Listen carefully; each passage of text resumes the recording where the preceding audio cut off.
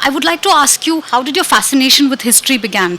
Because I come from a generation where studying anything other than the stereotypical engineering or medicine was looked down upon. So, what prompted you to take up history, and was there any pushback?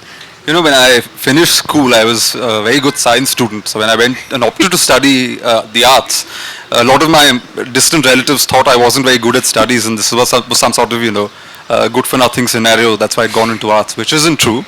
The fact is, history always animated my mind. It was always stories around me. In the introduction, they said these are untold stories. The stories are told. It's just that they're not told to us. They're not put out there in the manner that they ought to be, and they're not really in circulation quite to the extent that they should be.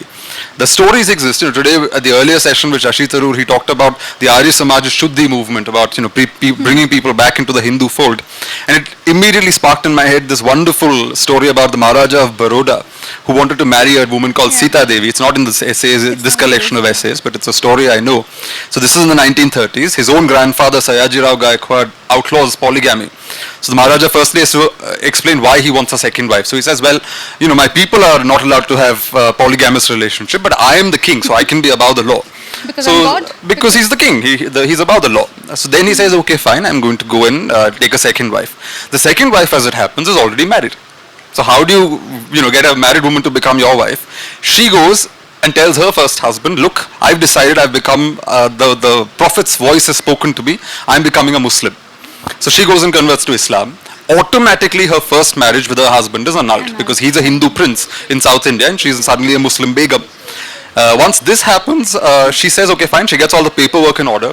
The moment the paperwork comes through, she goes off to the Arya Samaj office in Madras, reconverts to Hinduism, gets a certificate that she's a Hindu lady, and marries the Maharaja of Baroda. And then afterwards, of course, disappears. The story goes with all the Baroda treasures, including the famous pearl carpet, into Europe, where famously at a party, Wallis Simpson, the famous English abdicated King Edward's wife, she wore a flamboyant diamond necklace around her neck, and Sita Devi turns around to the party and says, yes, they used to look very good on my feet as well. So, because it used to be her anklets, she spent decades selling off all the Baroda jewels. These stories are around us. This is archival material. One of the ways the British controlled Indian royal families and princes is by watching their every move, who they were marrying, what they were eating, who they were having extramarital affairs with, what was happening. If you have information, if you have intelligence on Indian kings, it's very easy to control them. Technically, they're autonomous kings ruling their own principalities, but in reality, they were manipulated in ways like this. So if you look into the archives, the British archives, you often think that archival material is always heavy and complicated and it takes time to digest, but not necessarily. Often you find that the British were very good at cataloging gossip, and all this gossip is alive, and the fact is we are human beings. Where does history come from? History is made by human beings. And what do human beings do? We put human beings on pedestals, historical figures on pedestals, saying, oh, this person was almost like a god or a divine figure. But they were actually human beings, which meant all the core human impulses and instincts existed in them. Which meant that in their time, they went around fooling around, they had their own share of mischief that they were up to, they achieved great things also. But that doesn't take away their humanity. So in one sense, a lot of history is also an accumulation of gossip. So that's what you're trying to do in your book, The Courtesan. Not gossip, but yeah. Not gossip. Some amount of gossip was also there, but you've kind of brought them down from that pedestal. Now tell me one thing. What about this long name? And I'm asking you this as a writer of historical fiction and romantic comedy. So none of my editors have let me have such long titles. They've short it down to something really small. How come that was? Did you face that problem? No, not. In fact, there was a logic for it, which was that my first two books, one was called The Ivory Throne, it conjures up the image of the peacock throne and things like that. Second was called Rebel Sultans, which is a history of the Deccan. All of these were short titles, so immediately people can connect a book with the name. I knew that with the courtesan, the Mahatma, and the Italian Brahmin, there is a risk that the serpentine name may be a problem for people. As I keep joking, you can't really hashtag it in the age of hashtags and Twitter and Instagram. So there was that problem, but because it's a collection of essays, there are 61 essays, I wanted the title to reflect the three major themes that I work on. The courtesan represents gender, the Mahatma is not Gandhiji, it refers to Phule, which is caste, and the Italian Brahmin refers to human quirk.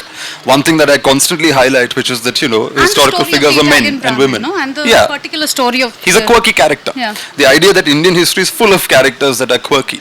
Even someone as, I give the example of Jahangir, where we often think this Mughal emperor sitting on his peacock throne giving out decrees is the sum total of Jahangir. Whereas if you study the record, read his own Jahangir Nama, the autobiographical account that he's left, you discover a man of infinite curiosity. This was a man who did some very bewildering things sometimes. The English ones brought him as a present 2 English mastiffs, dogs. Yeah. And he was so pleased with them, he put them in palanquins and had them carried around in palanquins with attendants and guards and soldiers. That was the kind of status he gave to his dogs.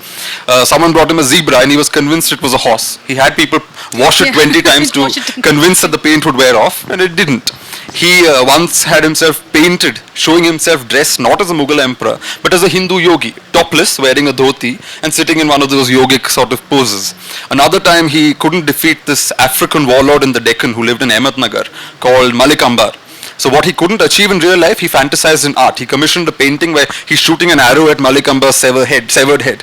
So Jahangir was, and the best story of course is when Jahangir and Noor Jahan go out one day, the English ambassador comes to camp. The light one. No? The light goes down suddenly and the English ambassador is like, why is suddenly everything so dark? Turns out the emperor of Hindustan, the Badshah and his queen, they'd gone out on a bullock cart driving themselves, and this was the emperor and the empress of India coming back flogging their own bullock and riding into camp. Not very imperial, not very kingly, but very much human. They were having a little bit of fun. But that's really fascinating because I had read this, I think, in Parvati Sharma's biography, you know, and it shows a very mature love between Jahangir and his And wife. one thing you also learn is that you never take historical records at face value. So Jahangir often, his own son Shah Jahan will say that, will suggest in various writings, etc., that his father was a wimp, addicted to opium and so on. The thing is, what is Shah Jahan trying to do? Shah Jahan rebelled against his father. He tried to seize power early on. He wanted to make himself look better by making his father look like a wimp. Because eventually Noor Jahan fell out with Shah Jahan. Eventually he had to blind Noor Jahan's son-in-law, and there was complications in the family. That's the problem with his, I mean, not problem as such, but that's the way history is usually written from the perspective of the victors. Now, some of the stories that were there in this book were really new to me, like Begum Khunza Humayun. I mean, everybody, I think, knows of her daughter Chand Bibi, but she was a new figure. And or for that matter, Malika Kishwar, Wajid Ali Shah is known to everybody, but not the mother. That was a very fascinating. The thing is, people often, I study the caste system in Bhakti poetry, which has a lot of anti-caste writing in it. But one thing you never realize, and one thing people don't talk about enough, is that the basic caste system in Indian society or any society is between man and woman. So one of the reasons there are so many female characters in these essays is because these are women who contributed to history. These are women who created art, they held power, they ruled, they had various contributions to history. But either because they were women and their sons or husbands did not like them, they were eclipsed, or because their bodies were not policed by Mangal Sutras, they were said, oh no, these women are whores, they're not respectable women. You put them aside and you forget. The analogy I often give is of the late 18th century. There were 2 famous military figures in North India and Hindustan at the time. One was Mahatji Scindia.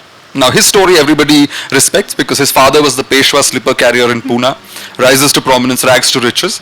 Mahatji Scindia becomes a great strategist, becomes protector of the Mughal emperor. At one point the Mughal emperor is blinded violently by one of his former slaves, and it's Mahatji Scindia who comes and rescues him and finally wreaks vengeance, etc. But Mahatji Scindia being a man, his rags to riches story is something that's cast as inspiring, something worth remembering. But there was also a contemporary called Begum Samru. Begum Samru had an equally colorful life. She begins life as a dancing girl, marries a German mercenary. When he dies, she pushes his legitimate son out and seizes control of the army, has an affair with an Irishman in the middle, marries a Frenchman, nearly loses everything. She's left to rot in the sun for a week by her own troops, bounces back, reclaims their loyalty, converts to Christianity. Very unusual thing to do in North India in the 18th century. I mean, you're either Muslim, which she was, or you become Hindu. I mean, this Christianity was an unusual choice. When I was reading that particular essay of yours, like I had recently read Archana Garodia Gupta's, the women who ruled India, and I had read about Begum Samru even in that. So this whole thing about her converting to Christianity. As a non-historian, I want to know, how do historians like you make interpretations? Because you're just looking at interpreted stuff, right? So, given her unconventional origins, given that this was a dancing girl who went from, a brothel in Chandni Chowk to becoming titled the pillar of the empire, daughter of the Mughal emperor and all of that, it appears that she felt somewhere a crisis of legitimacy, because even in her own day, men were saying that for all her achievements, she's just a dancing girl. You know, that stigma was always stuck to her, and it still sticks in the historical record. That's why, as I said, Maharji Scindia is elevated, but a Begum Samru, who had a similar rags to riches story, because she was a dancing girl, is not. Now, the Christianity is interesting because it appears that she was trying to carve out a space for herself that was unique. So, if she was born a Muslim, but that dancing girl stigma was there. Converting to Hinduism wasn't really a thing. She'd married unconventional Europeans, etc. The one space where she could have her own individual identity was Christianity. So some of the biggest Christian buildings, churches, etc. in North India were constructed by her. Mughals were constructing their mausoleums, whatever, the Hindus were patronizing temples. She found some sort of avenue in the middle which she could do and leave her mark on the landscape as well. So she chose to convert to Christianity. Did it actually change her lifestyle? Not at all. I mean, she corresponded with the Pope and all that, but beyond that, she continued to live in an Islamicate format, in a Persianate style. And by the time she died in 1835, she was one of the richest women in North India. Her fortune is still not claimed. Yeah. It's still, there's a website where you can go and lodge a claim if you want Begum Samru's fortune And from people are still lodging 1835. claims, They are. Because she didn't have children, the claimants are all her German husband's descendants, and nobody knows who the descendants are. So this money is just lying there somewhere, and yeah, feel free to, make a claim if you've got German blood. So, since you write so much about women, is there any particular women character who has inspired you the most? Not necessarily related to this book, but any other, the... There's, what I find interesting is women who flout norms. So there's an essay on a Nambudri Brahmin woman called Savitri. I really enjoyed reading that. And it's remarkable, isn't it? Because now, even forgetting her, think of an ordinary Nambudri Brahmin woman. Nambudri Brahmin women were not allowed much education. They were not allowed to read books. They were not allowed to go out of their houses. They were the only women in Kerala who lived in a form of parda. They were not really allowed any freedoms.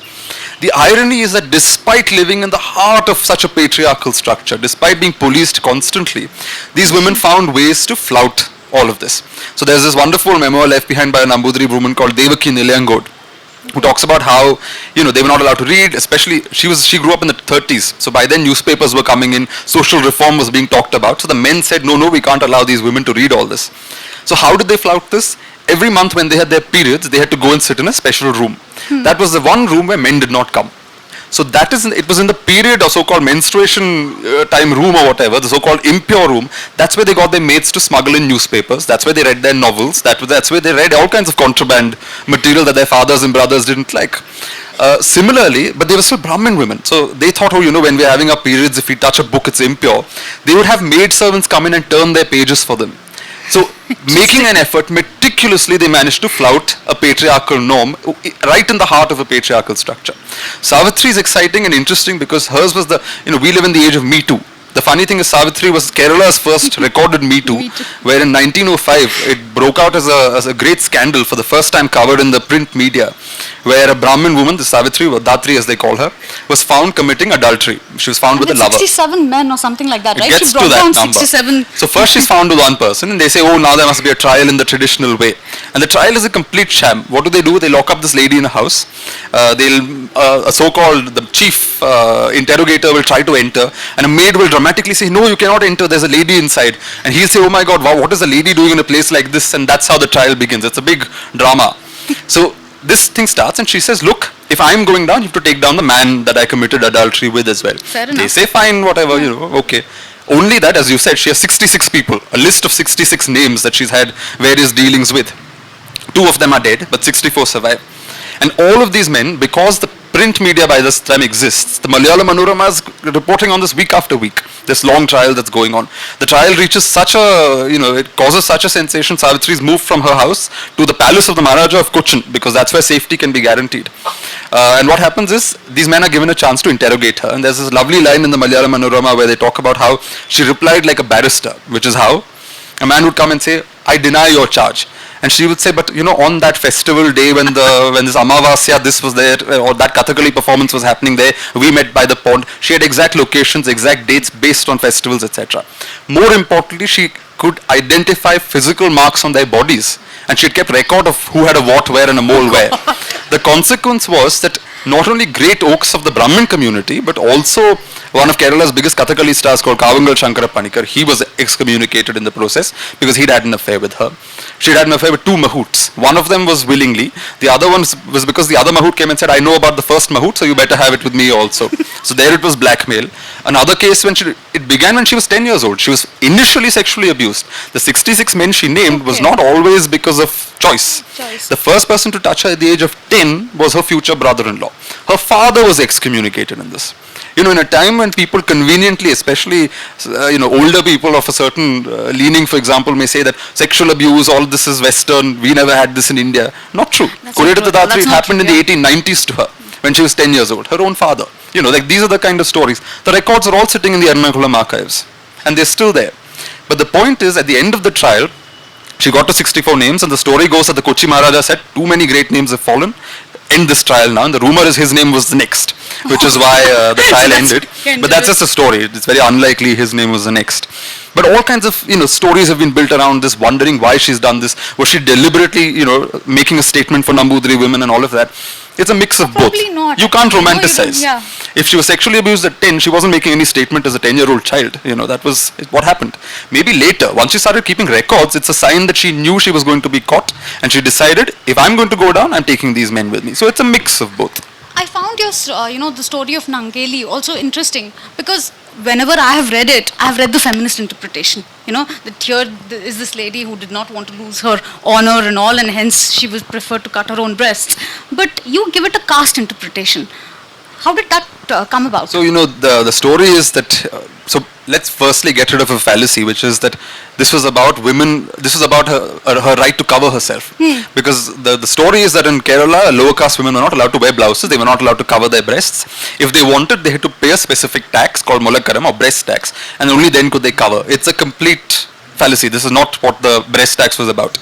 There was a poll tax on all lower caste people. For men, it was called head tax or talakkaram. For women, to distinguish them, it was called molakaram or breast tax. It had nothing to do with breasts per se. Okay. It was merely a tax on all lower caste people. That's not what you read about. Correct. No? Because what's happened is, after the coming of Victorian morality, this notion of covering the breasts has become like a big thing. Your modesty suddenly got attached to what you wore on your torso, which was not the original case in Kerala. The first Brahmin woman to wear a blouse in the 1920s was excommunicated because blouses were considered indecent. A wonderful anecdote left behind by Aubrey Menon, the Malayali, half Irish writer, of when his Irish mother first came to Kerala. His Malayali grandmother said, I will now receive my Irish daughter-in-law. And the maid came running back saying, you can't receive her, she's covered herself up completely. And the mother-in-law says, if she's covering herself, she must be preparing for adultery. Because the notion in Kerala was no dignified woman would feel the need to cover herself. If you felt the need to cover yourself, you were either from another religion, which was Islam or Christianity, or you were for a want of a better word, you were your character was suspect if you felt that you had to objectify yourself and cover yourself up. The British resident at one point in the 1860s lectures the Maharaja of Travancore that all his palace servants, whenever the resident visits, all the palace servants who are getting there his juice or his glass or whatever, they're all topless. And he says, this is very awkward for me, you must get them to wear blouses. Maharaja issues orders, all palace servants must start wearing blouses. They do. Except that the moment they reach the palace gate at the end of the day, after a full day of work, the first thing they do is get rid of the blouse before the rest of society sees them. Because if the other people see them wearing blouses, it would be scandalous. There's an anecdote, possibly an apocryphal story, but it was related to me by a very old person in Cochin, Thrissur, that area, about how there was a social reformer who said, I'm going to make all Malayali women chaste. They've got to start wearing blouses. So he organizes a procession of Malayali women wearing blouses. Now the funny thing is, this notion of women showing up in a procession wearing blouses caused such like a flutter in that local community in Thrissur that such large numbers of people gathered to see women in blouses that the women got self-conscious, pulled off their blouses and ran away. So the thing is, today if you go to a Malayali and say this, they will not know this. They will not remember that back in the day, Malayali Naya women could have polyandrous relationships. They could have more than one husband. My great-great-grandmother had two husbands. It was perfectly normal. The Maharani of Travancore, one husband died, she took another. She was completely at liberty to discard a husband and take a new one, entirely on the basis of their choice or whatever. People think orthodox families in the old days, horoscopes were matched. Horoscopes were not matched. The women were given, like the princesses of Travancore, the junior Rani, the last junior Rani was given an option of 5 boys. She looked at all of them, she chose one. That was it. That was the one she had decided to make her consort, not even husband. Once the consort was selected, it was the priest's job to make the horoscopes match. If he's a royal priest, you make it match. You can't come to us saying horoscopes don't match. You do it or you lose your head. That was the general trend that they followed. And this matrilineal system basically gave women a certain, I wouldn't say it was completely equal, it wasn't matriarchal, it was matrilineal. So it was still your son who actually governed, but women ended up with considerable power because they were not at the mercy of their husbands. The husbands came to them. If a husband beats you, you can tell him to get out because it's your house in which he's living. You don't need your husband's income because all the property comes to you. So you've got enough to fend for yourself and your kids. So family was structured with the woman and her kids at the center, not the husband, not the father. These figures didn't exist. So as in the 1910s, the great scandal in Royal Trivandrum was when the Maharani of Travancore started allowing her consort to sit with her in the same car. And her uncle writes to her saying, how can you do this? He's your consort, he's your husband, but he's also your subject. Your husband cannot be seen sitting next to you in public. Because, that suggests he's your equal, which he's not. In the old, till that man died in the 1970s, this husband of the Maharani, he would sit. She wanted him to sit. But it would have made for a bad marriage if she kept her husband standing permanently. But he always addressed his wife as Highness. He never called her by name. So in the morning when he woke up, he'd ask her maids, is Her Highness up? He would never say, is Setu Lakshmi Bai up or is Setu up or nothing. You always had to say Highness. The Maharani, every time she entered and left her capital, she had a 21-gun salute. Her husband, every time he entered and left the palace gate, he had a rifle salute. There's a status difference. Her full title was Her Highness Shri Padmanabha Sevani Vanchidharma Vardhini Rajarajeshwari Maharani Puradam Tirunal Setu Lakshmi Bai Maharaja Attingal Mutadamran. Even though she was a woman, she was a Maharaja when she ruled. Her husband was simply Mr. Ramavarma. There was no highness. He was not even allowed technically to die in the palace. Back in the day, they were not. It was only in the 1940s that members of the royal family of Travancore started sharing bedrooms with their husbands. Otherwise, husbands lived in a separate building. And they were only summoned when the wives invited them to the royal bedchamber. And the first year of the marriage, most of this, let's say, royal congress that took place used to be on the basis of where Saturn is and where Venus is and where the stars are all in alignment. Then your astrologer tells you this is a good time to make a royal baby. That's when the husband is allowed to go see his wife. So there are all kinds of rules about this. Even feasts in the palace, which is perhaps the most ironic of this. On special days in the palace at banquets, payasam or the sweet dessert that South Indians eat. The Maharani had 4 payasam served to her in silver bowls. Her husband only got 2. Because even in a feast, his status had to be lower. All of this was what? It was the matrilineal system. Till 50 years ago, it is perfectly normal. Today you go and try and peddle this to Malayalis, they won't like it. Because now we've become used to nuclear patriarchal families. Even then though, there are often ritual confusions. So when my grandfather died, we had issues on whether as his grandsons we should do the funeral rites or whether his nephew should do it. His nephew has the higher claim than us. We don't have a claim. Our father, grandfather, these people are not members of our family. We only have the right to cremate somebody if it's our mother, mother's sister, people on your mother's side of the family, never your father. You don't take your father's name, you don't take your father's caste. So, you have cases where the Maharaja of Travancore, his wife and his children are not members of the royal family, just as the Maharani's husband is not a member of the royal family. The Maharaja's Maharani is not his wife, it's his sister. So that is the ecosystem in which this Nangeli story took place. So covering breasts was not a big thing there to begin with. Nobody covered themselves. It was a society where everything was normal. For women to be topless, men also were topless. Even today when a man enters a temple in Kerala, you have to take off your shirt. Back in the day, women had to do it as well. Whatever their shawl or whatever they wrapped around them was. What happened with Nangeli was, when they came to collect this caste-based tax, which is called Molakaram, she seems to have made a statement by cutting off her breast, putting that on a plantain leaf, saying, take it. Because it was a caste thing she was standing up to. She was not fighting to protect her modesty, because protecting the modesty as a concept did not exist. The concept came with the Victorians. They came in the 19th century and started, so Malayali men started going to college in Chennai or in Madras or wherever, and they'd be told, by their other classmates from different parts of India and by their English masters that, oh look, your mothers are all, they've got multiple husbands, they're walking around topless, you should control them, where is their chastity, etc. And you have Malayali men waking up to the notion that, yes, we should control our wives, we should be able to tell our wives what to do, they should not be able to divorce us at will and things like that. That is where this notion that Nangeli was standing up for modesty comes in, because by that time you need icons for modesty. So where icons for modesty don't exist, you invent them.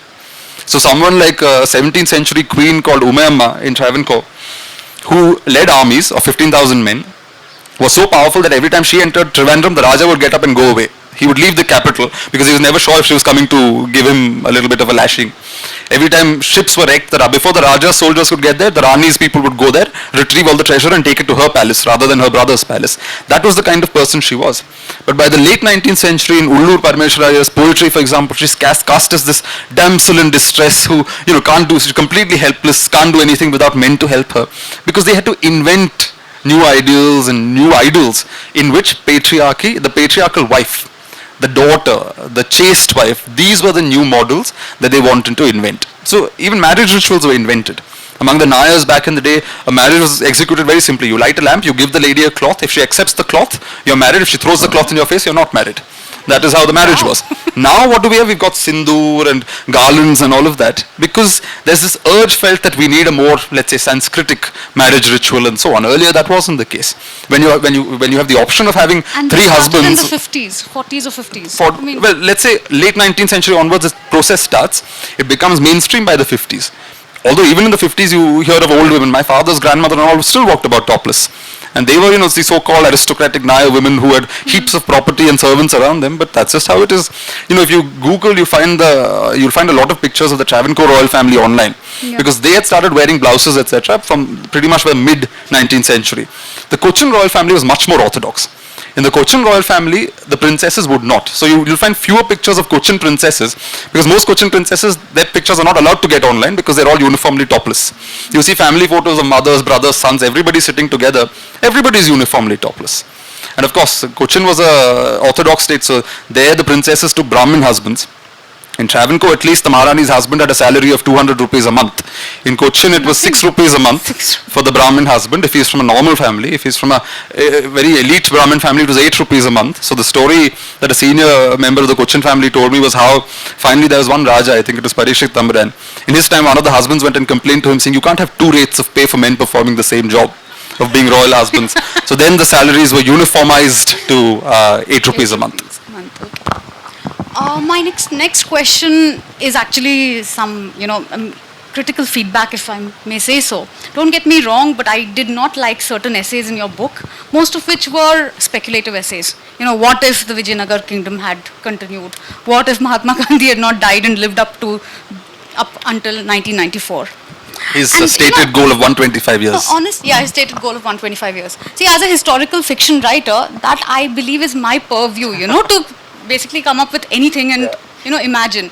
And you're a historian, and instead you were speculating of what. Yeah, these are mischievous essays, but they were written in response to various things. So, on Vijayanagar, for example, it's often cast as this pristine Hindu empire. That was just sort of the collapse of Vijayanagar was like a major calamity, etc. Which it's not true. It certainly was a Hindu empire in the sense that its kings defined themselves with Hindu ideals. One of the titles they used was Hindu Raya Suratrana, which is sultans among Hindu kings.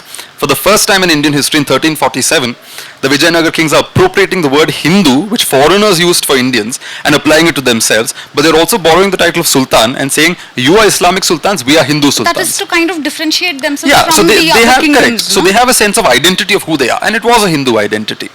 But this notion that it was some kind of reactionary identity, which is now what is peddled often on the internet, on Twitter and Twitter history and WhatsApp history, is completely inaccurate because while their identity was Sanskritic, while they defined what they idealized was Sanskritic concepts and notions, they lived in a very real world. So the Vijayanagar kings, if you look at the sculptures in Hampi, in the earliest phase you find they're all wearing the South Indian munda around their waists.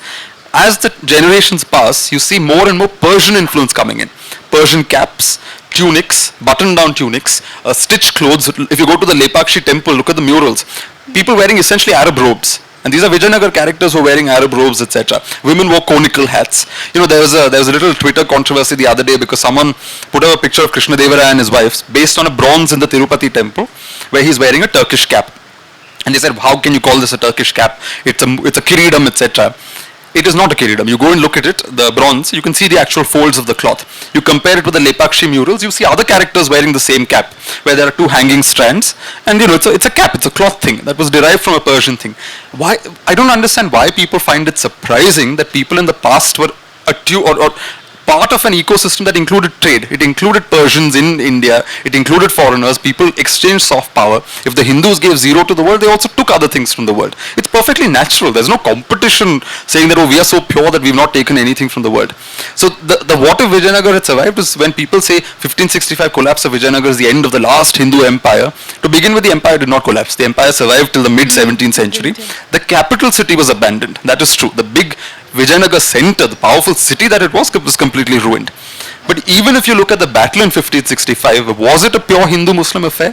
It wasn't, because the de facto ruler of Vijayanagar, Ramaraya, who led the battle charge, he had begun his career as a nobleman of the Qutub Shah of Golconda. It was when he came to Vijayanagar, married Krishnadevaraya's daughter, that he became part of the Vijayanagar faction. He was otherwise a Muslim sultan's employee.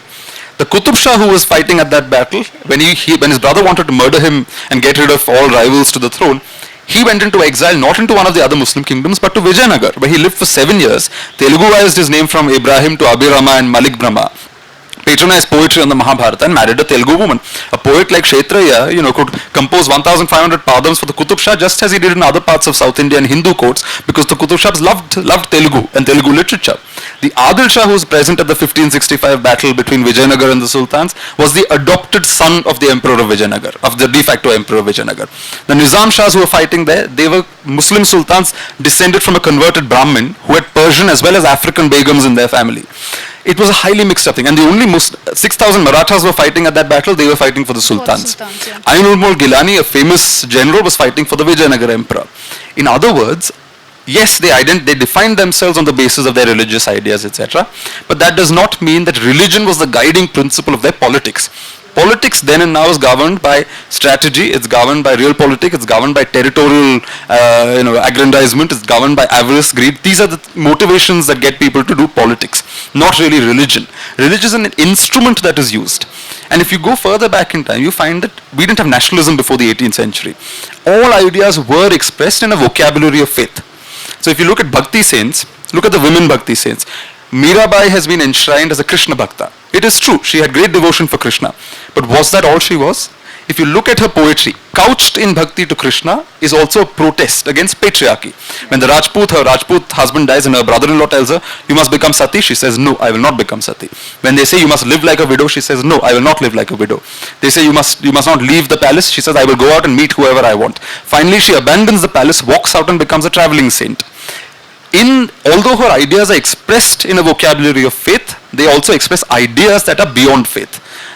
It's just that in those days, that's how they communicated. The Maharashtrian Bhakti saint called Janabai, wonderful poem, I think she's 14th century, where she says in the opening line is, God, be a good God and kill my mother-in-law. God, won't you be a darling God and kill my father-in-law while you're at it? And then she adds her sister-in-law to the list as well. Janabai's poetry is all written in a domestic setting because she was a kitchen maid. So God comes and helps her, sort out the wheat and, pound things and so on. The funny thing, she didn't have a mother-in-law. She was not married. Oh, she was not married. So precisely. So she's appealing to God. She's having a conversation with God and she's talking about killing mother-in-law, father-in-law, sister-in-law. She's essentially complaining about the shackles of domesticity with which a lot of women are tied up. Now, how do we know? Much of this is, of course, historians trying to interpret all this. But we can understand this because she lived in the house. She was the servant of a male Bhakti saint.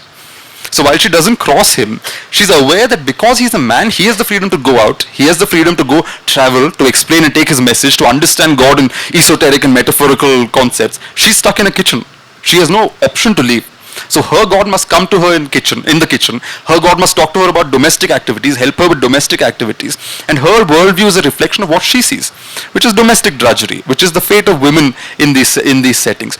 You find, therefore, that although religion appears a lot, no serious scholar will take it at face value, because if you take any old text at face value, it's a problem. Because text A, who wrote them? Elite castes. How many people had access to literacy? So if you're only elevating texts as the pure truth, you're forgetting an entire lower caste segment, whose stories were in song and folklore and bards and so on.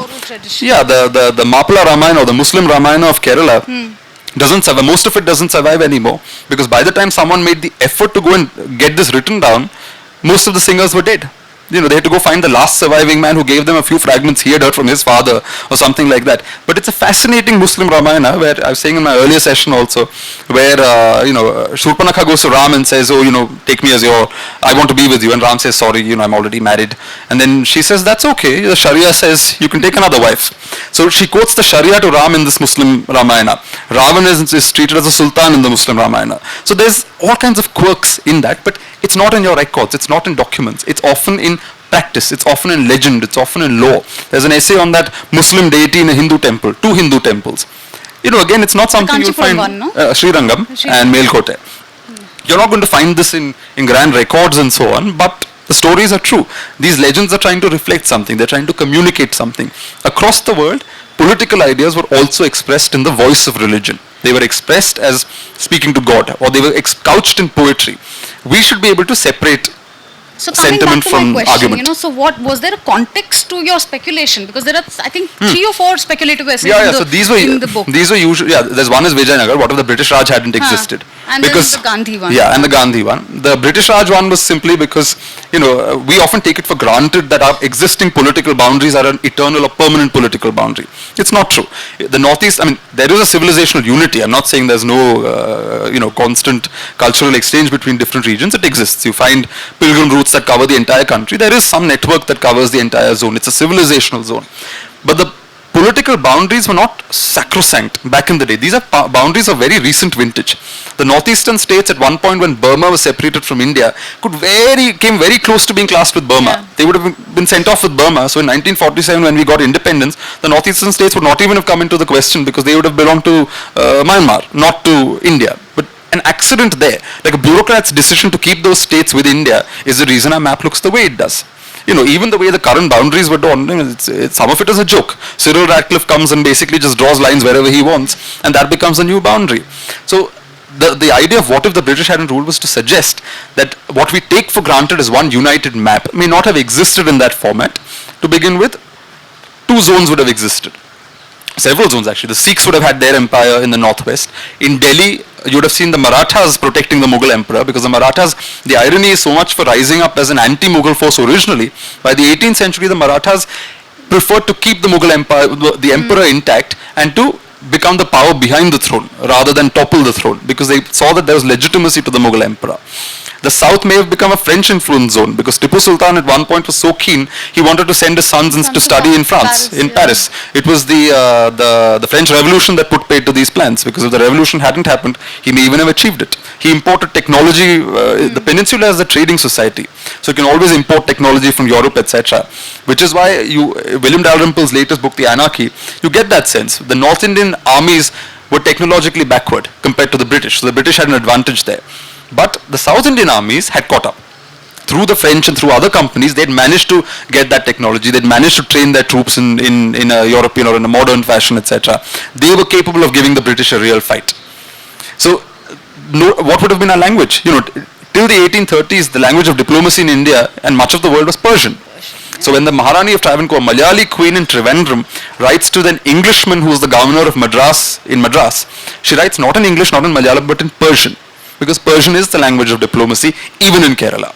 So, if the British had never been there, would we have been speaking Persian? If people think that we would have been speaking Sanskrit, it's not accurate. We would have been speaking Persian. Because Persian was the language that had that elite value, that had a trans-regional value. At one point, 1,000 years ago, it was Sanskrit, which is how Sanskrit epics ended up in Southeast Asia, because Sanskrit had trans-regional appeal. The last 1,000 years was largely about Persian soft power, because large parts of the world preferred Persian. And for all you know, this discussion would have been happening in Persian, not so much in English. So the what if is always tantalizing. It's a fool's errand really, because at the end of the day, as you said, a historian should never really go into a what if question. But because this was a collection of essays, and these are 3 light essays, I thought, well, I'm going to add these here. Because I wrote them, I did speculate, and I wanted to see. So what's the context of this book? You didn't write it as a book? No, they were written over 3 years. So it depends. Some of it is not published. Some of it is columns expanded from my somewhat popular Mint Lounge column that's been on for the last few years. There's one essay that hasn't made into this, which is on Krishna Devaraya. So I've written a 5,000 word essay on Krishna Devaraya, which goes in with an anthology next year. But I trimmed that down to 1,000 words, and I have both versions, a long version as well as a short version. And so it depends. So the idea with this book, my first book is a 700-page book. The second book is about 300 and something, both heavily annotated, etc. Written in a light style, but heavily academic in their research. But I realized increasingly at events like this, people would come and say they enjoyed the talk, but they're always paranoid about picking up a history book. And a 700-page book is not something you instinctively go and pick up. Okay, to be honest, I enjoyed the other two books more than this one. Because you work in history. The idea with this book was to create a new constituency for history. This book is, these essays, 61 essays, none of which are more than 4 pages. The idea is to draw in a reader who's interested in history but is hesitant to pick up a tome. So the idea is you pick up this, you dip in, dip out as you like. After 4 pages, each essay is over. If you enjoy this, if you realize that you have an appetite for history, that's why I go to the next historical fiction, because to make history interesting, I have introduced a detective and a crime story in a historical period that's not really very well known. Yeah. So I wanted to know, this is of course a personal question, because as a historical fiction writer, I pick this thing and I first research about it and then create my story. How does your writing process go as a historian? For me, the most challenging thing is creating a skeletal draft of any book. So my first book took me 6 years to write, because it included material from the National Archives in Delhi, the Kerala State Archives, the British Archives in London, stuff from America, so 3 continents really, interviews with people who had known the protagonists, and who were very old by then, so I had to really go and quickly meet these people, a quest to find Ravi Verma paintings across South India, diaries of these people, personal letters. So you often find, say, the Maharaja of Travancore's tutor, an Englishman called Captain Harvey. His official record will say something, but the letters he wrote to his mother will say things with greater honesty, So if you compare the two, you start getting a more complete picture. So it's through, and going back to the earlier point I said, with my second book, for example, the research was slightly different, because increasingly as you work in Indian history, as I said, you can't merely look at the records. The records privilege certain classes and castes. They leave out others. So you have to look at records, you have to look at what the lower caste tradition is, you have to look at architecture, you have to look at art. And then you get something that resembles the truth. But you can never actually find the truth. Because as more evidence comes into play, the truth will change. That's the nature of history. Because history is interpretation. History is that way, So it's based on what you know. You're connecting dots. If you have 5 dots, you can connect it up to 5 places. Till the 6th dot emerges, you can't. So you can't, really do that. So the second book, you have to bring all of these things together, and they really do inform your thing. So, Tipu Sultan, if you go to his palace in Srirangapatna, externally it looks pretty ugly now, because they've got these chatais to keep away the sun from the walls, with good reason, because every surface in that palace has got paintings on it, mural paintings. Now, one of them is one of the biggest murals in the country, which shows Tipu Sultan winning the Battle of Pulalur, or Polilur as the British called it, in 1780. It is a fascinating piece of propaganda art, because what's happening is, this huge canvas shows Tipu Sultan, with his army. He's sitting on an oversized horse, very serenely smelling a rose, because he's victorious. He's winning. How is the English colonel shown? He's shown surrounded by his final English troops, with a lot of space around him, sitting in a palanquin, suggesting he's effeminate. He's not strong enough to sit on a horse, chewing his fingers. It is a historical record. It's a painting, but it is a historical record, because Tipu is trying to communicate his victory through art. When the final siege of Srirangapatna took place, there were these fascinating, only a few posters have survived. I've got one of them. These posters are remarkable, because one of them shows Hyder Ali giving an Englishman, he's pulled down the Englishman's pants and he's giving him a spanking on his bum. And this is an 18th century document. It's not something that's written down in a serious way in some sort of decree passed by the king. But it is something they were trying to do. They were trying to make fun of the British through this propaganda poster. And the British also had their own version. After Tipu was defeated, the actual transition of power happened in very modest circumstances. But look at the way the British put it into paintings, grand canvases where the sons of Tipu are there and everybody's bowing to them like this and all of that. All of that is fiction. But the British were creating their own propaganda art. So you don't merely look at what the texts say, you study the art, you study the literature. Because one of the essays in the book is about a Maratha prince called Shahu. And Shahu was Shivaji's nephew, Shivaji's half-brother's son, who had established a kingdom in Tanjore. Now, so much for diversity, which we think is a very new phenomenon, it's not. Diversity has always been the case. Because in Tanjore, the king is a Marathi speaker, his people are Tamilians, the court language is Telugu, and his generals are all Bundelas, Rajputs, Afghans, and so on. And you have a group of people who speak a dialect called Takrati. There you go. It's like Tamil, Kannada, and Marathi. There you go. And Tanjore Marathi is very different from Maharashtrian Marathi. It's not Maharashtrian because of that Marathi, Tamil influence has changed completely. So this is a man who's ruling over a diverse court. And what he does in around 1705, early 18th century, is that he writes a play called Satidana Suramu, which is in Telugu. And the plot is fascinating, and this was a play that was performed in temple festivals. And the play is fascinating because in it there's the protagonist is a man called Moro Batlu the Magnificent. He's a Brahmin on the way to a temple festival with a disciple. On the way in the distance, he sees a very beautiful woman and he says, I must go flirt with her. And the disciple turns around saying, no, think of the subtle meaning of Vedic words, think of Shastra. And the man says, no, I don't want insipid eternal bliss. I want the bliss that comes with being with this lady. So then, this disciple is completely lost for words. They go after this lady. Lady turns around and she's an untouchable. She's a Dalit woman. She first says, I'm married. He says, that's okay. Give me your loins like you would donate land to a Brahmin. Then she's like, now what to tell him? Then she says, Shastra, Dharma. She starts spouting philosophy. And he says, no, we've written all this just to hoodwink people. You come and spend time with me. Finally, she says, which is the best part of this thing, she says, we drink liquor and we eat beef, so we're not pure enough for you. And the Brahmin turns around and says, we worship the cow and we drink cow's milk. You eat the whole cow, you must be purer than me. Now the irony is, this is not a dialogue a writer can say today. But in the 18th century, Shivaji's nephew had the cultural confidence to not only say this, but to have this play staged year after year after year for God knows how many thousand people who would flock for that temple festival every year. Because though he was the king, though there were Brahmins, he had the confidence to parody the caste system. He had the confidence to lampoon casteism in his own time. Indian history has these riches, but this one, you won't find it in Shahu's records. You'll find it in the literature he created. So literature, art, architecture, sculpture, and the written records is what create or what give you a sense of actual history for any period. Thank you very much. Okay, we have time for one or two questions. Yeah, I wanted to ask you that have you looked at any North Indian stories as well, or only more in the South? In the third book, there are several North Indian stories, but usually I work on the South because I do feel that to use an Indianism, historians tend to give a stepmotherly treatment to the South. That's right. And everything is Delhi and the rest. So I'm quite determined it shouldn't be Delhi and the rest. It should be the rest, and then Delhi was merely one part of the puzzle, not the whole equation. Do you have something specifically from Maharashtra? Oh, there's several. There's this Kunza Humayun is from Maharashtra. Shahu's connected to Maharashtra. There's other stories also from Maharashtra, I think. Yeah, there are several. There are Bhakti saints, Chokamela. Okay. There's a bunch of them. Amazing. Jyotiba Phule, of course, the Mahatma of the title. title. To get your book. Thank you. Just one more. Yeah, one more. Hello. Okay, my question to you is, I come from an education where history is a part of a book and every chapter is one dynasty, that's it. So how do you, when you write a book, it's a vast sea, how do you put this sea in a book where it is just 500 or 700 pages? You make your focus narrower. The thing is, I'm not interested in writing a grand history of India, although I have this one ambitious design that one day I do want to see someone doing a grand history of India where all the protagonists are women. All the men are peripheral and it's the women who are the main figures. Because why in 2019 do we still not have a history of India told through the eyes of women? We should have such a book. But I don't work on grand histories. What I generally tend to do is focus on specific areas.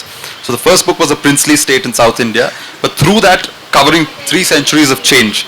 Social change, political change, religious change, communal change, all of that, and the dynamics between two Maharanis who hated each other. The second book was the Deccan, again a neglected area.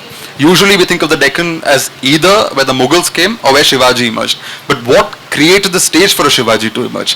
Shivaji's grandfather and his father served the Nizam Shahis, the Adil Shahis. Who are these people? And when I was growing up, I remember tantalizing glimpses of these people here and there, but nothing with enough meat on it. They were like these cameo appearances in the larger story of Shivaji. And Shivaji's story has been told by better historians than me. So I was interested in bringing out this neglected thing. So a lot of my fascination is for marginalized subjects, marginalized regions, marginalized themes, and to try and sort of bring it out in a lively fashion so that we realize that, people in the past were also human beings like you and me. They also had their share of experiences, they had their prejudices and flaws and weaknesses, and yet they made history. Thank you.